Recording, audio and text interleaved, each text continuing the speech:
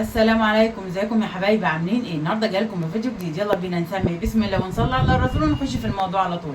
بسم الله والصلاه والسلام على رسول الله عليه افضل الصلاه والسلام. النهارده حبايبي جايبين مشتريات في الاوكازيون من محل ادوات منزليه. زي ما انتم شايفين معانا اطباق بورسلين.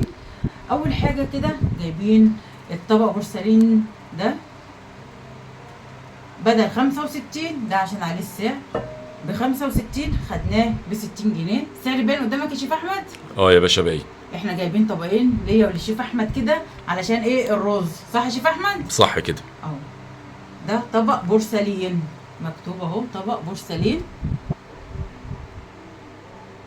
ب60 بدل 65. وجبنا طبقين للشوربه. معانا الطبق كان ب40 بقى ب35 زي ما انتم شايفين كده. يعني احنا عاملين طقم بورسلين على قد انا والشيف احمد. كان ب40 نزلنا عليه الخصم 35. ومعانا طبق للخضار او اي حاجه يعني في الطبيخ يعني عامه. الطبق ب60 بدل 65. باين يا شيف احمد؟ تمام يا باشا. وجبنا ايه؟ طبق للسلطه. الطبق ب55 بدل 60 اهو. سعر باين يا شيف احمد؟ تمام باين والله يا شيف فاطمه. فكده يا حبايبي دوت طقم البورسلين بتاعنا المتواضع اللي على قدنا.